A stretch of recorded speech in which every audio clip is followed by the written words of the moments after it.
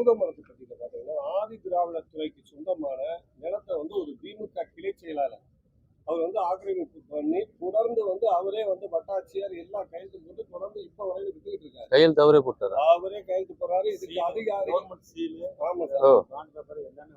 சுமார் 300க்கு மேற்பட்ட பிளாட்டுகள் அவங்க இறந்த தாசில்தார் அவங்க பேர்ல வந்து ஒரு போர்ஜரி பண்ணாங்க. அது மீண்டும் வந்து பத்திரப்பதிவுக்கு இங்க வருது அப்படிங்கிறாங்க. அது என்னன்னு பரவாயில்ல, சொன்னதுக்காக அதை நீங்க செக் பண்ணுங்க அது யாருன்னு சொல்லி. அதே மாதிரி அவரே வந்து அங்க அறநிலையத்துறைக்கு சொந்தமான 2 ஏக்கரையும் ஆக்கிரமிப்பு பண்ணி வச்சிருக்காரு சார். அதோட மதிப்பு சுமார் 20. அவரு பேருனா? அவர் பேர் குணசேகரன், கிளை செயலர், திமுக.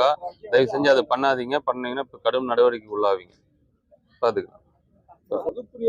விரும்பக்கூடிய சரக்கு தான் கேட்கறாங்க. அதை தான் நாங்கள் கொடுக்க வேண்டிய சூழ்நிலை. இந்த மாதிரி அதிகமா வரக்கூடிய ஸ்டாக் எல்லாமே ஸ்டாக்காக தான் இருக்குது. 3 மாசம் முடிஞ்சா அது ஆட்டோமேட்டிக்கா திருப்பி ஆகிடும்.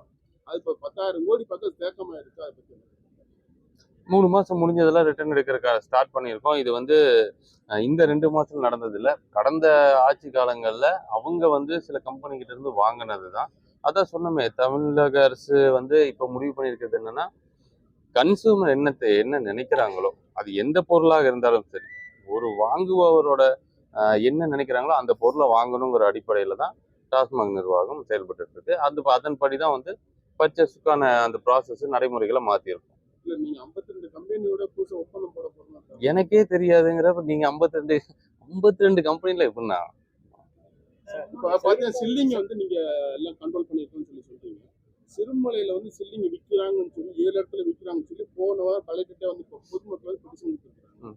இதே மாதிரி பார்த்தீங்கன்னா நிலக்கோட்டை தொகுதியிலும் இந்த திண்டுக்கல்ல சில்லிங் விற்கிறவங்களுக்கு எல்லாம் ஒன்று சொல்லிக்கிறேன். சரி, எனக்கு நான் வரும்போது சில இடத்துல சொன்னாங்க. அது என்ன ஊரு சொன்னீங்க? நிலக்கோட்டையில அந்த ஜல்லிப்பட்டி போன்ற பகுதிகள் எல்லாம் அதெல்லாம் வந்து எங்கிட்ட சொன்னாங்க. நீங்க எல்லாம் என்ன நினைக்கிறாங்கன்னா, ஒரு தடவை பிடிச்சா அதுக்கப்புறம் விட்டுருவாங்க, நம்ம பெயில்ல உடனே வந்துடலாம், திருப்பி பண்ணலாம்னு நினைச்சுக்காதீங்க.